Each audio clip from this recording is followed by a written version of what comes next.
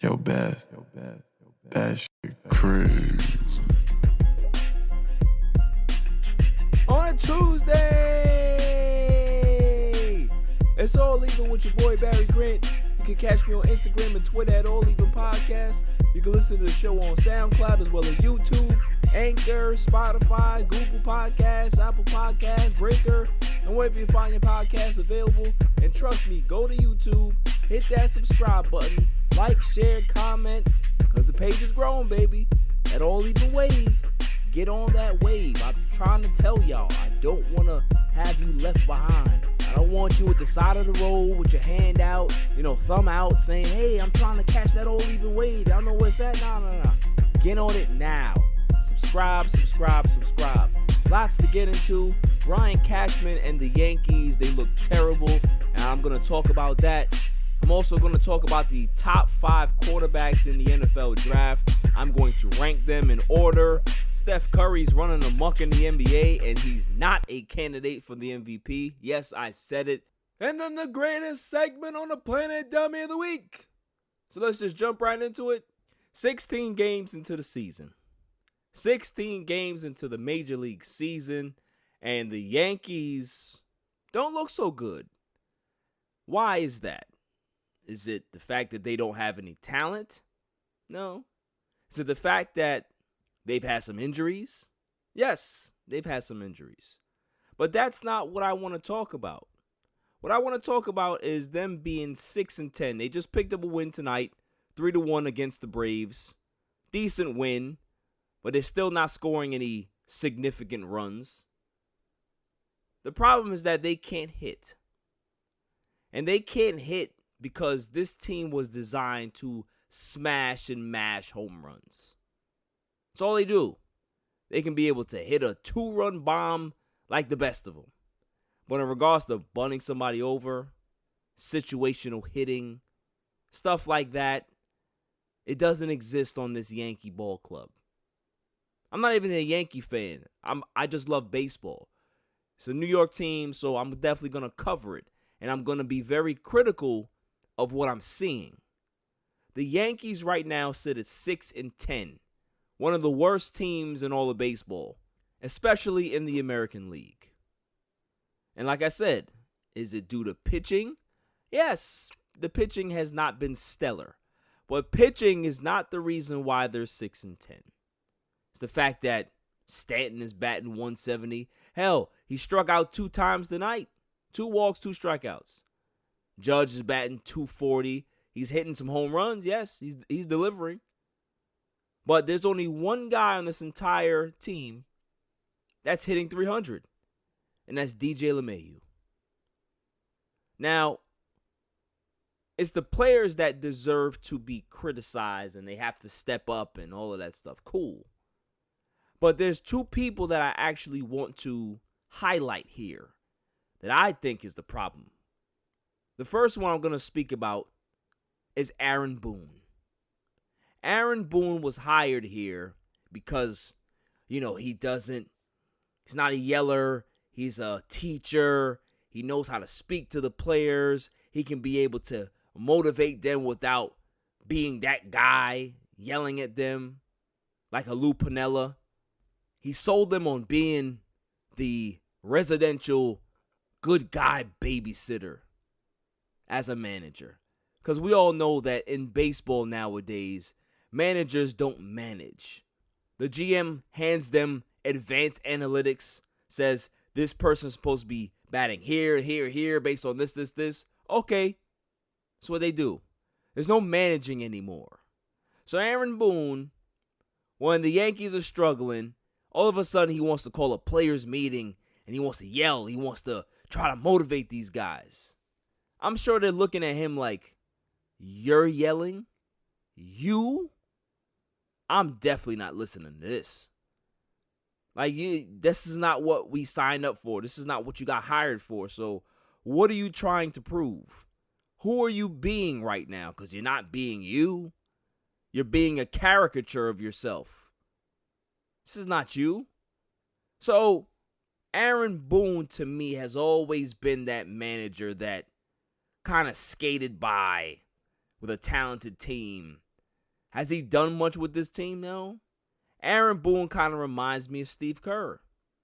Not really a good coach, but he's put into this situation that can make him look like a great coach.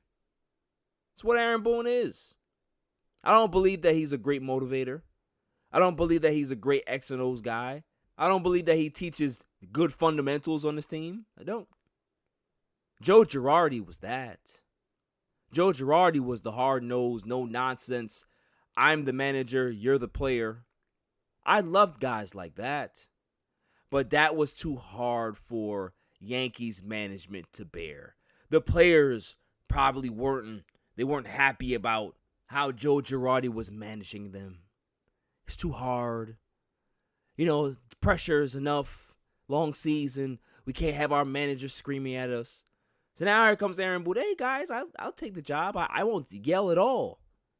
Now you're yelling. So what's the point of that? You can't motivate them that way. This group doesn't respond to that. And you know why I know they don't respond to that? Because right after that quote-unquote players meeting where he yelled and he called guys out, they got swept. So it's not working. But the other guy that I like to call out as well is Brian Cashman. Brian Cashman put this team together. Brian Cashman is supposed to be the smartest guy in the room. And for the most part in his career, he has been. But I don't see it through the first 16 games. I see a team that has no situational hitting. They don't know how to protect the strike zone. They don't know how to hit with 2 outs. They don't know how to move runners over. They don't know how to score with runners in scoring position. All of these things are based on advanced analytics. This is the players that he picked for this team. They're supposed to be able to do things. No, they're not. They're failing, and they're failing miserably. Because you know why? You got Aaron Judge, and you got Giancarlo Stanton. 2 guys that are basically the same player. And you got Stanton for what reason? There was no reason to get him. You could have added another type of dynamic star instead of a guy like this. It's the same player. It's that Spider-Man picture, except you got Giancarlo and Judge looking at each other. And Judge is actually the better player. Just can't stay healthy. But, newsflash, Stanton can't either. So, of course, the average Yankee fan is going to say, it's early, I don't want to panic, I'm not going to go crazy. But there's certain trends. There's certain things that you have to watch out for. Those things will end up being reasons you don't win a division or reasons why you're not playing in the playoffs. This team has bad habits, and they're not pretty to watch. This Yankee team right now is not fun to watch, and that's a concern. That's a big, big concern. So I'm sure Cashman is not overly concerned with the 6-10 start, but I'm sure it's in the back of his mind that this is not the way I thought we were going to start. And I'm telling you, I don't see Aaron Boone lasting another year in pinstripes if this team doesn't at least make it to the ALCS, or at least make it to the World Series possibly. Aaron Boone has not done a well enough job to maintain it for the next 5 years. I don't see that. And any Yankee fan that wants to debate that, please, debate it. Tell me why Aaron Boone is a good manager. I'll wait. Couldn't lead a parade. So if the Yankees are going to win this season, which I'm sure they will because they do have the offensive talent, they're just not hitting right now, it's despite their manager. It's despite their general manager. And if they fail, then I think everybody is going to be held accountable. Coming up after the break, some NFL news. Alex Smith retires. Jordan Reed retires. And I'll get to these NFL quarterbacks in regards to how I'm going to rank these top 5 quarterbacks in the draft. On a Tuesday night, it's all even. I've had so many people tell me that Anchor is great. Anchor is this, Anchor is that. But I have to tell you, man, those people were right. If you haven't heard about Anchor, it's the easiest way to make a podcast. Let me explain. It's free. There's creation tools that allow you to record and edit your podcast right from your phone or your computer. Anchor will distribute your podcast for you so it can be heard on Spotify, Apple Podcasts, and many more. You can make money from your own podcast with no minimum listenership. It's everything you need to make a podcast in one place. Download the free Anchor app or go to anchor.fm to get started. Why wait? Get at it now. Welcome back, y'all. So the NFL draft is approaching, and everybody's going crazy over these NFL quarterbacks, and all of these teams are scrambling, and the uncertainty in this draft is probably the highest it's ever been. So many quarterbacks, and you can't really tell them apart, and teams are confused, and they're trying to send out smoke signals, and they're trying to distract other teams to not draft this guy or make him drop. And I get all that. So I want to do my own analysis of the top 5 guys in this draft. Because from what I'm hearing, it doesn't really seem like everybody's looking at it the way I am, which is fine. So let's go ahead and go with these rankings, shall we? Coming in at number 5, I'm going to have Zach Wilson out of BYU. Zach Wilson had his pro day and slinging it across his body. People calling him the next Patrick Mahomes. He has some Matthew Stafford in him. All of those things. And I'm like, okay, that's fine. He has a strong arm, but he played at BYU. And he wasn't that impressive to me. In the big games, I think that when they played Coastal Carolina, he had a game where he passed, I think it was like 217 yards, 1 touchdown, 1 interception against a pretty good Coastal Carolina team. And that's my thing. It's like you get tested by some big-time competition, you look average. That doesn't impress me. That's why he's down there at 5. And of course the Jets are in love with the number 5 ranked quarterback because that's what they do, right? Shiny toy syndrome. So that's where he is. Coming in at number 4 to me, Justin Fields. I think Justin Fields is a good quarterback. I think he has a lot of talent. He's fast. Has some mechanical issues that I don't like. But played in a big conference. Played in a conference where big-time competition is going to be played. Big-time games are going to be played. And he stepped up. He had some really, really good games, and he had 2 stinkers. So you're kind of saying, okay, he shows flashes of greatness, but he also has a chance to throw duds as well. So I understand the uncertainty there. I understand the concern with certain teams that may want to take him number 2, like the Jets, or even at number 3, San Francisco, with Kyle Shanahan over there. So number 3 to me, Mac Jones. I've never heard of a player get so criticized for being on a good team and doing what he has to do. Could you imagine if he didn't complete those passes? Could you imagine if he didn't hit those wide receivers in stride and he was shooting the ball 5 yards away from him or underthrowing passes, throwing it out of bounds? They'd kill him. But yet they're killing him anyway. Oh, well, he played with these guys. Mac Jones had one of the most efficient quarterback seasons in all of college football history. He completed like 77% of his passes. He's an accurate passer. Wouldn't you want that at the next level?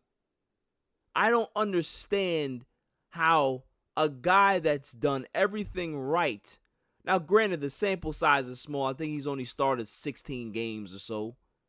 But it's still 77%. And yeah, he's not as fast as Justin Fields, but he has escapability. He can be able to flush out of that pocket, get out of that pocket and make a play, extend the play. That's all you need the guy to do. He's not Tom Brady. He's not Peyton Manning that he can't get out of the pocket. So let's cut the nonsense on Mac Jones. Because every time I watch tape, Mac Jones impresses me more. So I think that Mac Jones is really, really good. And if he goes to the right place, like a San Francisco, maybe a New England that trades up for him, maybe even Denver. Who knows?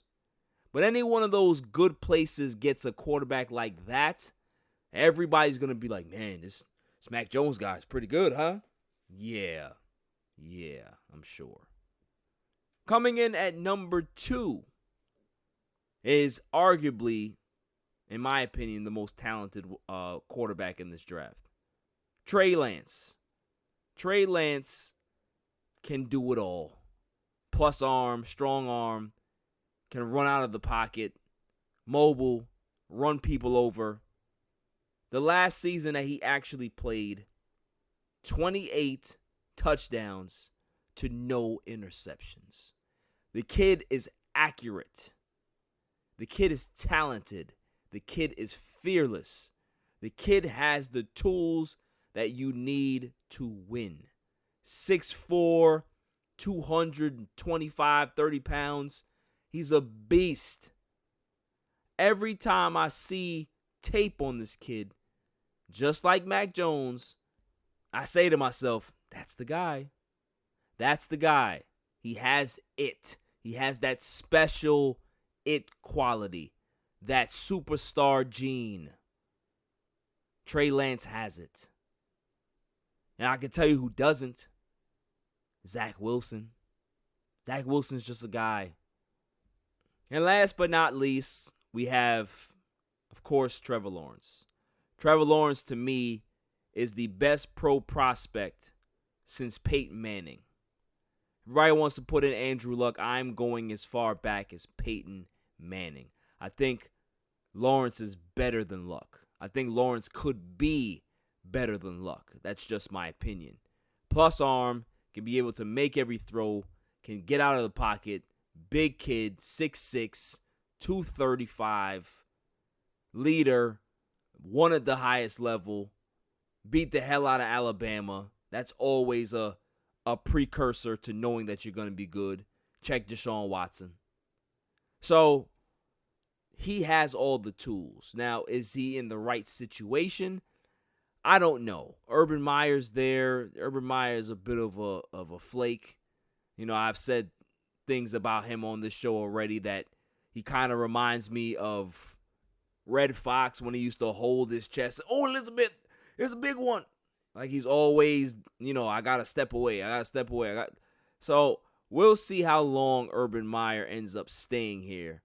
And we'll see if Trevor Lawrence will buy into what the Jacksonville Jaguars are selling him and if he's willing to commit to this franchise long term. Possibly not, but maybe he is. But he's the guy as well. So out of the top 5 quarterbacks, who do I feel is going to be successful and have a great or solid NFL career, and who do I think are the busts? Well, you already know how I feel about Zach Wilson. I think that he's going to be a blah quarterback. He has his Jim McMahon headband. And was Jim McMahon a great quarterback? No. So maybe he'll have a career like Jim. Without the Super Bowl ring, though. So I got him. I also have Justin Fields. Like, it all depends on where he goes. I think he can have a solid career. I don't think he's going to be a superstar, but I think he's going to have a solid NFL career. I think Mac Jones is going to be a star. Call me crazy. I think Trey Lance is going to be a star. And I think that Trevor Lawrence is going to be a star. So 3 out of the 5 quarterbacks that are going to be taken in this draft in the first round, obviously there are going to be more, are going to be high caliber quarterbacks. Just like that 83 draft, you had guys in there that flushed out, but you had some Hall of Famers as well. I think it's going to be somewhere very similar to that. Moving on. Alex Smith calls it a career. Alex Smith retires from the NFL. And what a story it was. A guy that played at Utah, rise up the ranks, got drafted number 1 overall by the 49ers. And his career didn't really pan out that well early on in San Francisco. He was doubted. He didn't look sure of himself. The regime wasn't that great. And then slowly but surely, he started to figure it out. But was he a superstar? No, he was just a very decent quarterback. But nobody has ever said anything bad about Alex Smith. He's always been a respectful, leader, team guy. When he ended up in Kansas City, that was also a good fit for him as well. Andy Reid was there, and they had some success. They had a lot of success in Kansas City.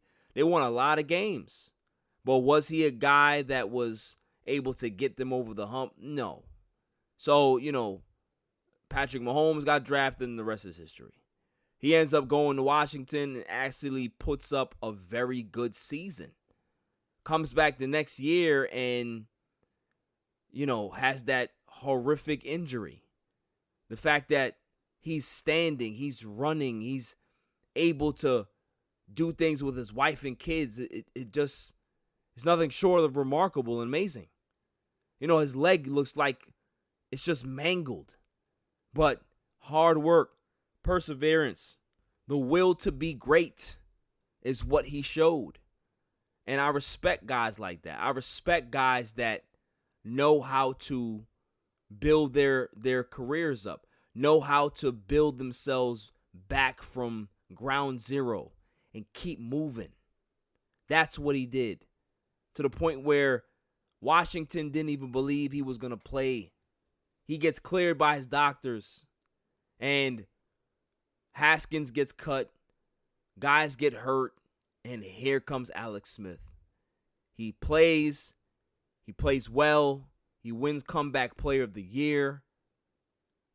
Things didn't really go well in Washington in regards to their expectations for him. They didn't want him there because they wanted to move on, and he understood that.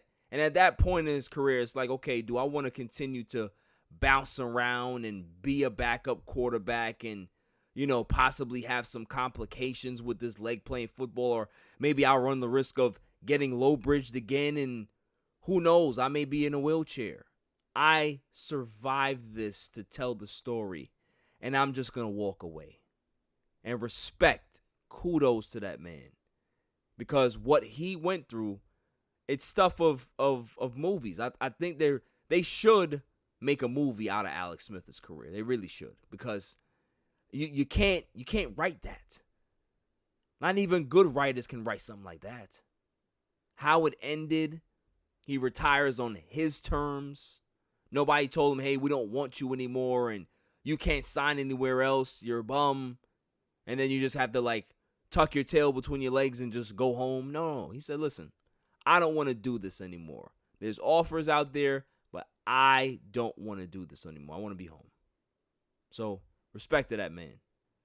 The next guy to retire is not so great of a story in regards to comebacks, but Jordan Reed. Jordan Reed played 8 seasons in the NFL, 7 with the Washington football team, and 1 with the 49ers. And he was a Pro Bowl tight end, put up great numbers, but the concussions, the injuries stopped him from being great.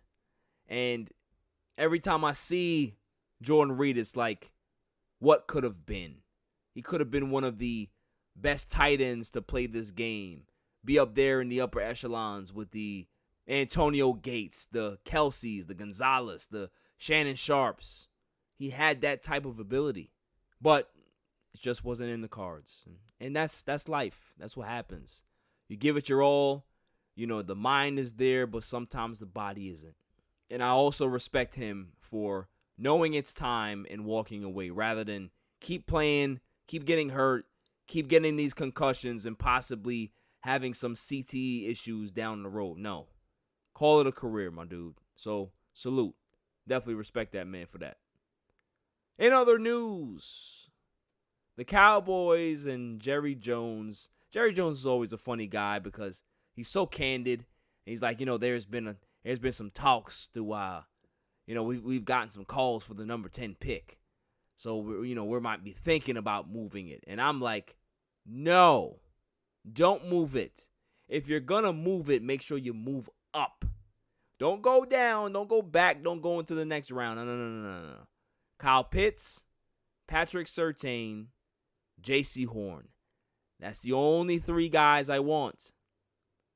And maybe if Trey Lance drops to you at 10, you take him as well. But don't trade back into the second round. Go up. Go up, Jerry. Do the right thing.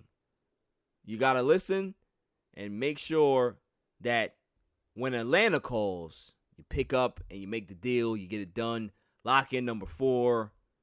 Kyle Pitts on the way. Thank you. That is all. I got nothing else on that. That is all. Do what's right, Jerry. Kyle Pitts. In other news, though, NBA news, Steph Curry is on a tear. Everybody loves what he's doing. He's averaging like 40 points a game in his last, 5-10 games. Knocking it down. Hitting threes, beating teams. He beat the Sixers the other night just by his stellar play. And listen, kudos to him. Steph Curry is a phenomenal talent. Always been. Revolutionized the game in regards to the three-point shot. But here's where things get a little dicey. He is not an MVP candidate this season. Based on what the NBA has always deemed the most valuable player to be, he is not. He's not on a team that's a winning team. And that's where the argument ends. That's it. Because as much as people love Steph Curry, it's like just because people love Steph Curry and he's personable and it's, we got a campaign for him to be in a conversation. Dame Lillard did this last year. Nobody was campaigning for Dame to be an MVP. Well, because Steph is Steph, he has to be up there. For what? No, it's not the way it works. Team got to win. You got to be the best player on that team. He's not.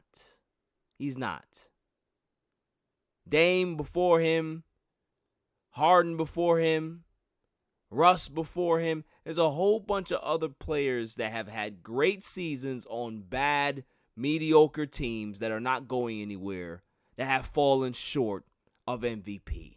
It's okay. Just because it's Steph doesn't mean that you got to reinvent the wheel. Because LeBron James has done it plenty of times. Kobe Bryant has done it a ton. But because we got all these Steph Curry stands out there, that, no, we have to put him in the conversation. Everybody else, no, that's not what the award is. It's not what the award is. They got to win. But once Steph is in there, all of a sudden the goalpost gets moved a little bit. Give me a break. He's having a great season, but let's not be prisoners of the moment. He is not having a season like Embiid. He's not having a season like Jokic. He's not having a season like Giannis. He's not having those type of seasons. Why? Because his team ain't winning. Period. All of this heroics that he's putting in, they're still 29-29. No MVP consideration. Sorry. Maybe when Klay comes back next year and you have an actual team around you, maybe then you'll get some consideration. But right now, we got to stop this. We just have to stop this nonsense. Like, I've seen guys average close to 40 points a game and not get a single vote for MVP. So let's just stop. Steph is great. He's great. He's going to hit over 300 threes this year. Okay, great. He's phenomenal. Warriors are exciting to watch because of him. Great. He's actually exceeded my expectations for him because I've always said that Steph Curry can't carry a team. He's actually doing it this year.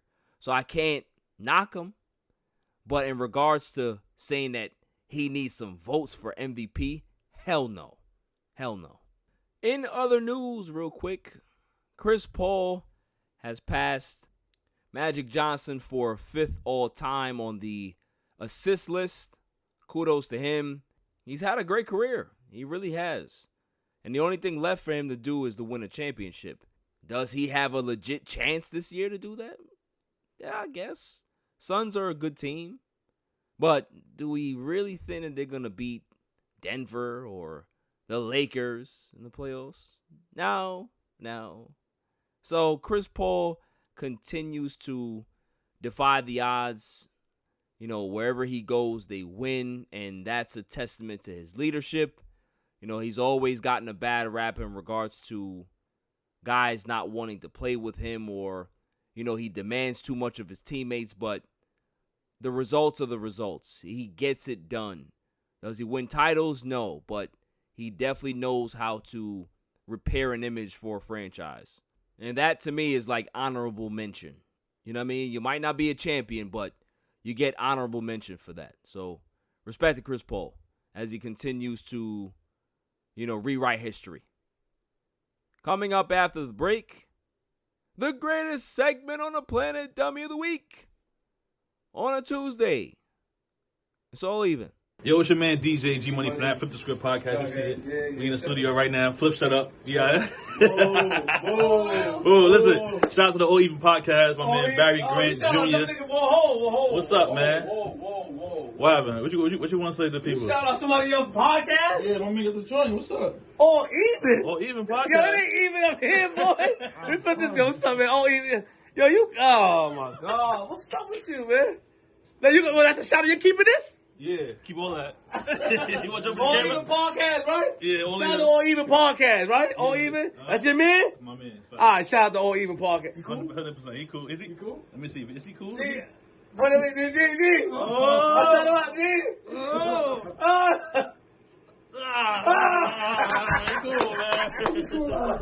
man. This is Cigar Gents and Gals. Just want to give a shout out to All Even Podcast, the best sports podcast out there.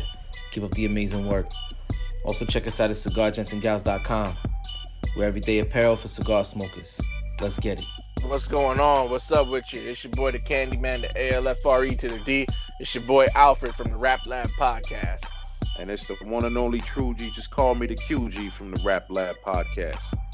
And you tuned in to All Even with Barry Grant. Boy, that shit crazy. Welcome back, y'all. So without further ado, the greatest segment on the planet, Dummy of the Week. Dummy, yeah. We pick candidates on Tuesday and Saturday, and then we pick the winner on that Saturday show. So let's just jump right to it, shall we? May I have the drum roll, please? And the candidate is Kevin Durant. Power forward, small forward, all pro player, all guard, all forward for the Brooklyn Nets. Kevin Durant is my candidate for Dummy, yeah. because he was asked what are the top players that he's played with in his career. And he said, in kind, Steph Curry, Klay Thompson, James Harden, Kyrie Irving, and Serge Ibaka. Ladies and gentlemen of the jury, I've had enough. I've had enough of this guy. I've had enough of him doing this passive-aggressive thing with Russell Westbrook. I am not the biggest Russell Westbrook fan. I think that his basketball IQ is not there, but he is the most physical specimen we've seen at the point guard position in the history of the NBA. But Kevin Durant seems to needle this guy all the time. And when asked about it, hey, how did you forget to mention Russell Westbrook. He says, it slipped my mind. I didn't really, I kind of forgot. Really? So, Oklahoma City doesn't ring a bell. You mentioned the other two guys that you played with in Oklahoma City. James Harden and Serge Ibaka. But Russell Westbrook gets omitted. You forget about him. So that to me is just his pettiness rising to the surface. If Westbrook would have come up to him and be like, all right, you want smoke, let's have it out. Let's fight. What you think Kevin Durant gonna do? You gonna run and create a burner account and then talk about his experience? Like, what are we doing here? How could you forget that? But here's the thing, ladies and gentlemen of the jury. He did not forget it. He's doing it on purpose. Because that's what Kevin Durant does. Kevin Durant is like that girl that you've encountered that just loves drama. Doesn't matter what it is. Can't be happy unless there's drama around. She talks about this girl. She talks about that girl. Talks about the people at work. Like, it's just always something. That is him. That is Mr. Net in a nutshell. Just can't get right. Can't get right. And the sad part is that he constantly gets hurt. And every time he gets hurt, he runs his mouth. Then he gets hurt and he runs his mouth some more. You need to play. I think all of this time off is just making it worse for him. Stop talking to him. Stop asking him questions like this. Just play basketball.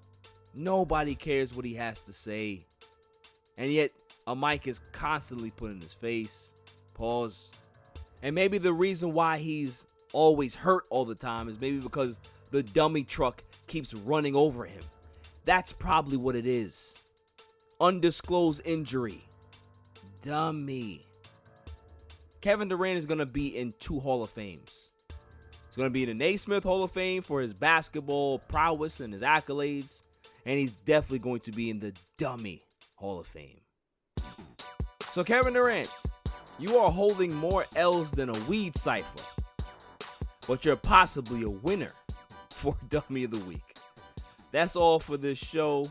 I'll see you guys on Saturday. But before I wrap up, I'd like to speak on the Derek Chauvin verdict, as he was guilty on all charges, and justice has been served in regards to the verdict. We're going to see what the sentencing is, and this is not a time for anybody to celebrate or do backflips or anything like that. It's a time to really sit back and reflect on what we've witnessed in regards to this being history, that we actually saw a police officer kill somebody in front of us, and they're actually going to pay for their crimes. It's unprecedented, and it's something that we should always remember. It's something that will live on in the history books, but it's something that we shouldn't rest our laurels on. We shouldn't get complacent in regards to one isolated incident that the world over knew was the right decision. Other officers need to be accountable. The officers that were there that same day, 2 officers that were holding down George Floyd's legs, accountable. It's time for them to be accountable. There were 75 people that were killed during this Derek Chauvin case by the police nationwide. It's a small step. It's a small step, but we still need reform. We still need things to change in this country. We still need to be able to speak to people and communicate to them and have them understand what's really going on out there, instead of everybody living in their little anecdotal experiences. They're little bubbles. Pay attention. Listen to the people that are around you, and listen to the people that aren't around you as well. Change may be coming, but we all have to continue to push it forward and not just expect it to happen. George Floyd lost his life for us to get to this point. Let's not have him die in vain. Let's not throw a party and think it's all kumbaya out there. Let's continue to do what we have to do to make sure that 10 years, 15 years from now, when our kids are growing up, they don't have to worry about stuff like this. Is that a optimistic approach to look at it? Yes, it is. I am always trying to be optimistic. But the other side of me is extremely pessimistic as well. So this is why I need to see the work being done. I need to see everybody trying to get that work done. America the Great, right? Let's make it that way for real. So I'll see y'all Saturday. So until then, stay safe, stay cool. Peace. You can catch me on Twitter and Instagram at All Even Podcasts. Listen to the show on Anchor, Spotify, SoundCloud, and wherever podcasts are available. And check out my YouTube channel, All Even Podcasts. And don't forget to share, like, and hit that subscribe button.